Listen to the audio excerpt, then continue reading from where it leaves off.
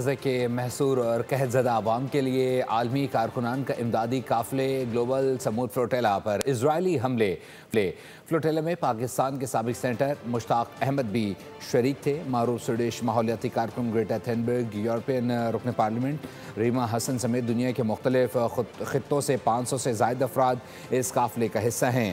اسرائیلی بحریہ نے 20 جنگی کشتیوں کے ذریعے 40 سے زائد کشتیوں پر مشتمل فلوٹیلا کو گھیرے میں لیا اور کئی کشتیوں پر پانی کی توپوں سے حملہ بھی کیا۔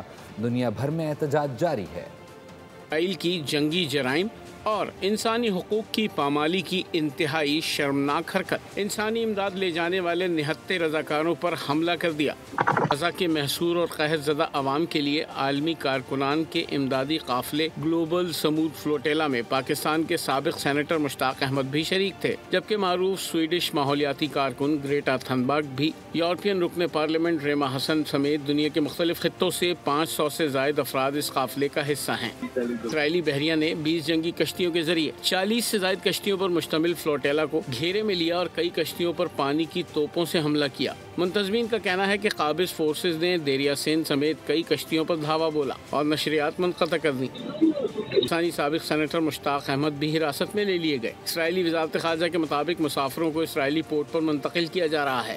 منتظمین کے مطابق اسرائیلی کارروائی کے باوجود تقریباً 30 کشتیاں اب بھی غزہ کی جانب رواں دواں ہیں، جو صرف 85 کلومیٹر کے فاصلے پر ہیں۔ رضاکاروں پر اسرائیلی حملے کے خلاف دنیا بھر میں احتجاج، پاک فلسطین فورم کا اسلام آباد میں دھرنے کا اعلان، ایمنسٹی انٹرنیشنل کا کارکنان کے تحفظ کا مطالبہ، استنبول میں عالمی سمود فلوٹیلا کے ساتھ اظہار یکجہتی اور اسرائیل مخالف مظاہرہ۔ انسانی حقوق کے کارکنان کا کہنا ہے کہ اسرائیلی دباؤ اور رکاوٹوں کے باوجود امدادی مشن ہر صورت جاری رہے گا۔